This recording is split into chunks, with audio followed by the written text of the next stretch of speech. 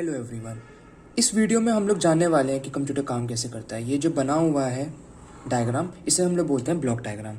और ये इसकी मदद से हम लोग जानेंगे कि एक कंप्यूटर के अंदर वर्किंग कैसे होती है, उसमें क्या क्या से कौन कौन से पार्ट होते हैं जिनका यूज़ होता है उसकी वर्किंग में। इसको हम लोग बोलते हैं सीपीयू। ये होता है हमारा सेंट्रल प्रोसेसिंग यूनिट। इसके अंदर 3 पार्ट होते हैं, एक होता है रजिस्टर, एक होता है कंट्रोल यूनिट और एक होता है अर्थमेटिक एंड लॉजिक यूनिट यानी कि एएलयू। ये होती है हमारी मेन मेमोरी यानी कि रैम। यहाँ पे हमारे होता है स्टोरेज डिवाइस यानी कि हमारी एसएसडी या फिर हमारी हार्ड डिस्क। इसके अंदर हमारे फाइल स्टोर होते हैं।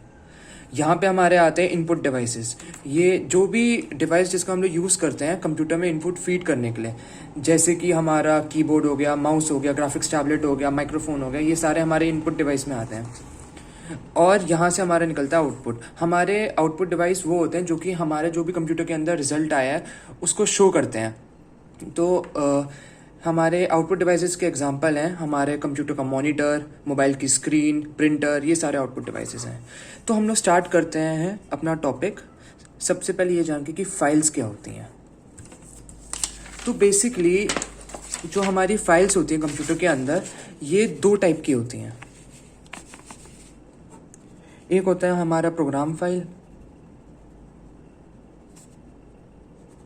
एक होता है हमारा डेटा फाइल। इनको इस तरह समझते हैं। सपोज हमारे कंप्यूटर में, सपोज क्या, हर कंप्यूटर में एक नोटपैड फाइल होती है। तो हम लोग अगर नोटपैड की जो मेन लोकेशन है हम लोग उस पर जाएंगे तो हमें एक फाइल मिलेगा यानी कि नोटबुक नोटपैड .exe। ये हमारा होता है प्रोग्राम फाइल।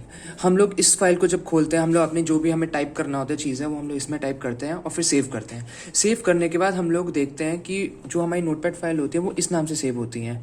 फॉर एग्जाम्पल मैंने नाम दे दिया अपने नोटपैड फाइल का माई टेक्स्ट। तो ये इस तरह से सेव होगी, माई टेक्स्ट .txt। ठीक है। तो ये जो हमारा सेव हुआ है माई टेक्स्ट .txt, ये हमारा होगा डेटा फाइल। हमारा एप्लीकेशन होगा हमारी प्रोग्राम फाइल और ये जो हमारा सेव हुआ है ये होगा हमारा डेटा फाइल। इसी तरह से जितनी भी कंप्यूटर में फाइल होती हैं वो 2 चीज़ों में स्प्लिट होती हैं, या तो वो प्रोग्राम फाइल होंगी या तो वो होंगी डेटा फाइल। अब हम लोग पढ़ेंगे मेन मेमोरी। तो जो भी हमारी फाइल्स वगैरह स्टोर होती हैं वो सबसे पहले जाती हैं मेन मेमोरी के अंदर। वो सबसे पहले अपीयर होती है, सबसे पहले खुलती है मेन मेमोरी के अंदर। मेन मेमोरी को हम लोग अपनी रैम भी बोलते हैं। तो हम लोग, ये तो आप लोगों को पता ही होगी, कोई भी गेम वेम खेलते हैं तो हम लोग बेसिकली जितना हैवी गेम होगा उतनी बड़ी हमें रैम चाहिए होगी। अगर हम लोग लेटेस्ट गेम चला रहे हैं तो हमें हाई लेवल ऑफ रैम चाहिए होगी। क्यों? क्योंकि उनके अंदर बहुत ज़्यादा प्रोग्रामिंग फाइल होंगी, उसके अंदर बहुत ज़्यादा डेटा होगा जो कि जिसको अब खुलने के लिए हमें ज़्यादा स्पेस चाहिए होगी। तो यानी कि हमें इन शॉर्ट हमें ज़्यादा रैम चाहिए होगी। तो जो हमारी मेमोरी होती है, सपोज ये हमारी कंप्यूटर की मेमोरी है, हमारी रैम है, छोटे छोटे ब्लॉक्स में डिवाइडेड होती हैं। ठीक है। हर एक जो ब्लॉक होता है वो डिफरेंट एड्रेसेस को स्टोर करता है। जो भी हमारा डेटा होता है वो अलग अलग लोकेशन, अलग अलग एड्रेस में स्टोर होता है। ठीक है। तो कुछ एड्रेस या तो हमारे कुछ वेरिएबल को स्टोर करेगा। वेरिएबल क्या होते हैं? वेरिएबल वो कंटेनर होते हैं जिनके अंदर हम लोग डेटा को स्टोर करते हैं। फॉर एग्जांपल कोई मेरा वेरिएबल है ए, वो मेरा 2 को स्टोर कर रहा है। इस तरह से सपोज एक वेरिएबल है नेम, नेम मेरा सपोज सक्षम, तो इसको स्टोर करेगा।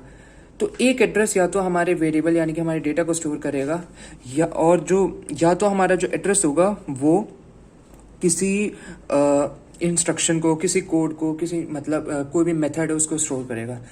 ठीक है। तो इस तरह से हमारी मेन मेमोरी चीज़ों को स्टोर करती है।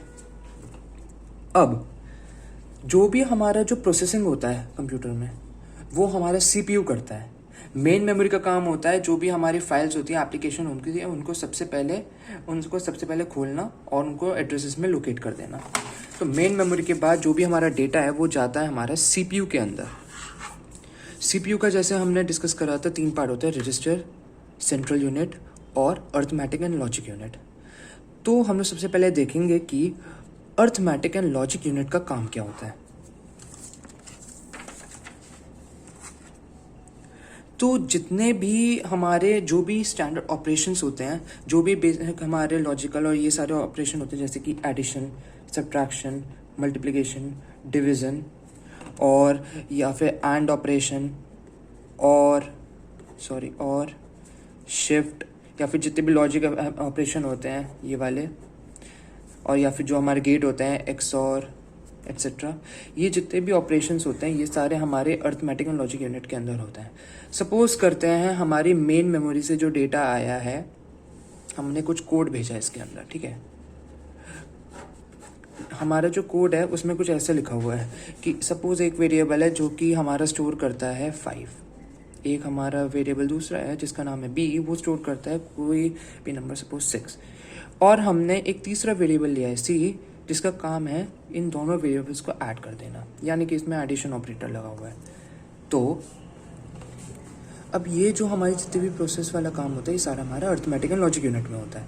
तो ये जो हमारा जब ये डेटा जो ये जो कोड है ये यहाँ पे जाएगा तो अर्थमेटिक एंड लॉजिक यूनिट इसमें अपना ये ऑपरेशन करेगा, ठीक है। जो भी कुछ काम होंगे वो प्रोसेस अपना करेगा और फिर वापस ये सारा काम करके मेन मेमोरी को वापस कर देगा। तो ये काम होगा हमारा ALU का। तो अब हम लोग पढ़ेंगे रजिस्टर के बारे में कि रजिस्टर क्या होता है। असल में होता ये है, जो हमारा ALU होता है उसकी जो ALU होता है उसकी जो स्पीड होती है, ALU की जो स्पीड होती है वो मेन मेमोरी से ज़्यादा होती है। तो ये तो प्रॉब्लम हो जाएगा।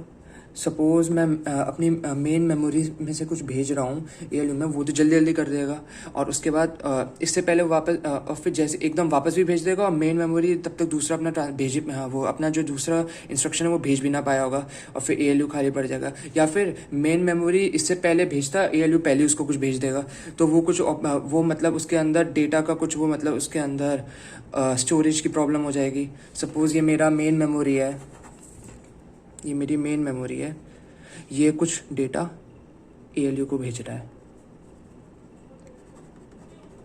ये कुछ इस ALU को भेज रहा है। ALU ने तो झटाक से जितना भी ऑपरेशन करना था वो कर दिया।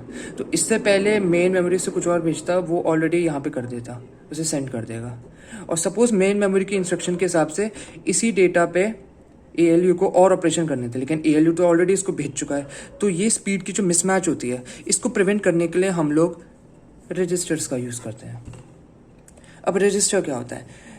जो हमारे CPU के अंदर सबसे तेज़ मेमोरी होती है पूरे कंप्यूटर में, बेसिकली जो सबसे फास्टेस्ट मेमोरी अवेलेबल होती है वो होती है हमारे रजिस्टर्स के अंदर। ये रजिस्टर का काम क्या होता है? टेम्परेरीली जो भी डेटा होते हैं, जो भी चीज़ें होती हैं, इनको स्टोर करना। ये हमारा बेसिकली टेम्परेरी स्टोरेज प्रोवाइड करता है। और जो रजिस्टर का जो मेमोरी होता है वो मेन मेमोरी से बहुत ही छोटा होता है, मतलब बिट्स में होता है। या तो 8 बिट्स होगा या तो 16 बिट्स होगा, और मेन मेमोरी तो हमें पता ही है GBs में होती है। तो हमारे रजिस्टर की मेमोरी बहुत कंपैरेटिवली बहुत कम होती है। तो रजिस्टर की मेमोरी बेसिकली बहुत कम होती है। अब क्या होता है, सपोज ALU ने कुछ ऑपरेशन करा और इससे पहले वो मेन मेमोरी भेजे, वो उसे कुछ इंटरमीडिएट स्टोरेज में भेज देता है, यानी कि रजिस्टर के अंदर। जहाँ पे ALU के जो भी तो मेन में कुछ ALU को भेजा, कुछ प्रोसेस वगैरह हुए, ALU ने उसको टेम्परेली रजिस्टर में स्टोर कर दिया। और फिर मेन ने दूसरा करा, ALU ने दूसरा काम करा, और फिर रजिस्टर से कुछ डेटा निकाला, उस पर कुछ काम करा और फिर साथ में मेन में भेज दिया। तो इस तरह से बेसिकली जो इंटरमीडिएट टेम्परेली स्टोरेज होती है प्रोवाइड करता है रजिस्टर। रजिस्टर भी कई तरीके के होते हैं। कुछ होते हैं कोई रजिस्टर हो सकता है प्रोग्राम काउंटर। इसका काम क्या होता है? जो भी सपोज मेन मेमोरी डेटा भेज रहा है, फिर अगली इंस्ट्रक्शन भेज रहा है, उसको अगली बार किस एड्रेस में स्टोर करना है, या फिर कोई डेटा उसको किस नेक्स्ट एड्रेस में स्टोर करना है। तो ये वाला काम होता है प्रोग्राम काउंटर का। एक होता है हमारा एक्यूमुलेटर काउंटर। इसका काम होता है कि जो भी इंटरमीडिएट रिजल्ट होता है इनको स्टोर करना, बेसिकली जो भी मैंने पहले बताया था। तो ये सारा काम होता है रजिस्टर का। इसके बाद बारी आती है हमारी कंट्रोल यूनिट की। कंट्रोल यूनिट क्या होता है? तो बेसिकली हम लोग मान सकते हैं कंट्रोल यूनिट हमारे दिमाग की तरह होता है। कंट्रोल यूनिट 2 पार्ट में डिवाइडेड होता है, या तो वो होगा टाइम सिग्नल या तो होगा वो कंट्रोल सिग्नल। टाइम सिग्नल क्या होता है? चलो सपोज करते हैं कि हम लोग जो भी काम करते हैं कुछ इंस्ट्रक्शंस में करते हैं। इस तरह की इंस्ट्रक्शंस होंगी कुछ, ठीक है। इंस्ट्रक्शंस क्या होती हैं? सपोज हम लोग पेपर में कुछ चीटिंग कर रहे हैं, तो हमारा एक प्रोसीजर होता है ना चीटिंग करने का। सबसे पहले जो चीटिंग करने वाले लड़का है वो अपनी क्वेश्चन पेपर को देखेगा, जो क्वेश्चन नहीं आया उस पर नज़र मारेगा, उसके बाद जो टॉपर बच्चा उसकी तरफ देखेगा और टॉपर बच्चे को इशारा करेगा कि मुझे ये वाला क्वेश्चन नहीं आया। सपोज उंगली उसे इशारा कर दिया कि मेरे सेकंड नहीं आया, थर्ड नहीं आया, चौथा नहीं आया, पांचवा नहीं आया, छठा नहीं आया, इस तरह वो इशारा करेगा टॉपर वाले बच्चे को। फिर टॉपर वाला वापस उसको इशारा कर देगा कि इसका आंसर, सपोज MCQ है क्वेश्चन पेपर, तो इसका आंसर फोर्थ ऑप्शन है, थर्ड ऑप्शन है, इस तरह से। तो ये हमारा प्रोसीजर, तो ये इंस्ट्रक्शन होगी चीटिंग करने का। ऐसा तो नहीं होगा कि, ऐसा तो हम लोग नहीं करते कि सबसे पहले वो जो चीटिंग करने वाला लड़का है वो अपना क्वेश्चन पेपर देखेगा, उसके बाद टॉपर को देखेगा, टॉपर को रैंडमली कोई भी क्वेश्चन पूछ लेगा और फिर अपनी आंसर शीट को देख लेगा। जब वो टॉपर आंसर दे रहा होगा उसकी तरफ देखेगा ही नहीं। ये तो बिल्कुल गलत इंस्ट्रक्शन हो गई ना, इस तरह तो काम ही नहीं हो पाएगा। तो इसी तरह जो भी हमारा कंप्यूटर है वो सेट ऑफ इंस्ट्रक्शन में ही काम करना चाहिए। जो भी हमारा प्रोग्राम है उसको एक स्पेसिफिक इंस्ट्रक्शन में ही काम करना चाहिए, तभी सही से काम होगा, वरना गड़बड़ हो जाएगी। तो जो ये जो हमारे इंस्ट्रक्शंस हैं कि कौन सा इंस्ट्रक्शन पहले एग्जीक्यूट होगा, कौन सा इंस्ट्रक्शन सेकेंड दूसरी बार एग्जीक्यूट होगा, इस चीज़ को हमारा टाइम सिग्नल मैनेज करता है कंट्रोल यूनिट का। ये वाला काम टाइम सिग्नल का होता है। अब ऐसे मानो ये हमारी ह्यूमन बॉडी है, ठीक है। जितने भी हाथ पैर और ये सब है, ये सब हमारा रजिस्टर को रिप्रेजेंट करता है। कौन सा रजिस्टर? ये वाला रजिस्टर जो हमने पढ़ा है। और जो हमारा ब्रेन है, जो हमारा दिमाग है, वो हमारा कंट्रोल सिग्नल रिप्रेजेंट करता है। कंट्रोल सिग्नल का काम है हर एक बॉडी पार्ट को, यानी कि रजिस्टर को बताना कि कौन सा काम क्या करना है, कौन सा काम कब करना है, क्या करना है, कौन से रजिस्टर को कब काम करना है। ये सारी जो चीज़ें होती है कंट्रोल सिग्नल मैनेज करता है। बेसिकली कंट्रोल सिग्नल बहुत ही इंपॉर्टेंट पार्ट होता है CPU का, और रजिस्टर्स को मैनेज करता है ये। तो ये सारा हमारा काम हो गया इन सारे पार्ट्स का। इस तरह से हमारा CPU काम करता है। हमारी जो भी फाइल होती है मेन मेमोरी में ओपन होती है। मेन मेमोरी में ओपन होने के बाद वो जाते हैं CPU के अंदर। CPU के अंदर, उसके अंदर अर्थमेटिक और लॉजिक यूनिट कुछ उसमें काम करता है, और जो रजिस्टर होता है वो इंटरमीडिएट है उसको स्टोर करता है। कंट्रोल यूनिट का काम होता है इंस्ट्रक्शंस को देखना, और जो भी इंस्ट्रक्शन मतलब सही ऑर्डर में प्रोड्यूस हो रही है, वो काम कर रही है या नहीं, और रजिस्टर कौन सा कब क्या काम करेगा, ये सारी चीज़ें। उसके बाद जो भी प्रोसेस हो गया वो वापस मेन मेमोरी में भेजना। तो इस तरह से हमारा ये काम करता है। अब इसको, ये जो चीज़ आप देख रहे हो, इसको हम लोग बोलते हैं इनपुट बफर, और जो ये है इसको हम लोग बोलते हैं आउटपुट बफर, ठीक है। ऐसा नहीं होता, सपोज हम लोगों ने कीबोर्ड से कुछ डेटा टाइप करा, कुछ भी हमने टाइप करा हमने, या फिर अपने स्टाइलस से कुछ क्लिक कर दिया, माउस से क्लिक करा, तो ऐसा नहीं होता डायरेक्ट जो भी हम लोग सेंड कर रहे हैं सिग्नल वो डायरेक्ट मेन मेमोरी में जाए। ऐसा कभी भी नहीं होता है। हमें अच्छा जो भी हम लोग इनपुट भेजते हैं सबसे पहले एक इनपुट बफर में स्टोर होता है, फिर उसके बाद मेन मेमोरी उसको निकाल लेती है, जो भी उसको इनपुट बफर में से निकालना होता है। तो बेसिकली जो भी हम इनपुट देते हैं वो सबसे पहले इनपुट बफर में डंप होता है, और सिमिलरली जो भी फिर मेन मेमोरी से डेटा जाना होता है वो आउटपुट बफर में डंप होता है, और फिर जो आउटपुट डिवाइसेस होते हैं वो आउटपुट बफर में से उसको निकाल लेते हैं। तो ये हमारा प्रोसीजर होता है बेसिकली कि कंप्यूटर काम कैसे करता है। अब काम करने के लिए कंप्यूटर को कुछ लैंग्वेज तो चाहिए होगा, आपस में चीज़ों को कम्युनिकेट करने के लिए उसको कोई लैंग्वेज, कोई मीडियम तो चाहिए होगा। तो इस तरह से हमारा काम आती है बाइनरी लैंग्वेज। तो जो हमारे कंप्यूटर की लैंग्वेज होती है वो होती है बाइनरी। अब जैसे इंग्लिश के अंदर टोटल 26 लेटर्स होते हैं, और उन्हीं लेटर्स के कॉम्बिनेशन से हम लोग डिफरेंट सेंटेंसेस बनाते हैं, जिनकी वजह से जिनकी मदद से हम लोग कन्वर्सेशन करते हैं। उसी तरह जो हमारे कंप्यूटर होता है वो बाइनरी सिस्टम फॉलो करता है। इसमें वो सिर्फ इन दो नंबर्स का यूज़ करता है, 0 और 1, कम्युनिकेशन करने के लिए। 0 और 1 के ही डिफरेंट कॉम्बिनेशन वो यूज़ करता है कम्युनिकेट करने के लिए। जो हमारा 0 होता है ये बेसिकली हमारा लो वोल्टेज को सिग्निफाई करता है, और जो हमारा 1 होता है वो हाई वोल्टेज को सिग्निफाई करता है। अब मान लो हमारे पास एक बल्ब है, ठीक है, और एक दूसरा बल्ब है। सपोज मैं, दो लोग एक कमरे में बैठे हैं, उन्हें वो से बल्ब से अपने आप से कम्युनिकेट कर सकते हैं इन दोनों बल्ब को स्विच ऑन ऑफ कर करके। तो अगर हमारे पास दो बल्ब हैं तो हमारे पास दो कॉम्बिनेशन है, या तो दोनों बल्ब हमारे ऑफ हैं या तो एक बल्ब ऑफ है ऑन है दूसरा ऑफ है, या तो पहला वाला ऑन है दूसरा ऑफ है, या तो दोनों ऑन है। तो इनकी मदद से हमें मतलब ये हमारे 4 डिफरेंट कॉम्बिनेशन हो गए जिनसे हम लोग कम्युनिकेट पा रहे हैं। वो सब मान लेते हैं कि 0 0 मतलब वो दोनों कुछ ये बात करना चाहते हैं, 0 1 है तो हम लोग कुछ और बात करना चाहते हैं। तो इस तरीके से 2 की पावर 2 यानी कि हमारे पास 4 कॉम्बिनेशन आ गए। सपोज हमारे पास 3 बल्ब हो गए, तो इसी तरह हमने कई सारे कॉम्बिनेशन बनाए और हमारे पास टोटल आ जाएंगे 8 कॉम्बिनेशन। तो इस तरीके से हमारे डिफरेंट कॉम्बिनेशंस होते हैं बात करने के, अगर हम लोग बल्ब का यूज़ करें। कंप्यूटर के अंदर हम लोग जो सीपीयू होता है उसमें चिप होती है, आईसी चिप बोलते हैं। इसके अंदर ऐसे एक तरफ 8 पिन होते हैं, 7 8, ठीक है, और दूसरी तरफ भी 8 पिन होते हैं। ये जो एक पिन है इसके अंदर हम लोग या तो लो वोल्टेज पास करते हैं या तो हाई वोल्टेज पास करते हैं। मान लेते जो हमने यहाँ पे बल्ब की बात करी थी, वो एक पिन एक बल्ब को सिग्निफाई करता है। अब यहाँ पे टोटल 8 पिन है, यानी कि यहाँ पे 8 बल्ब मान लेते हैं।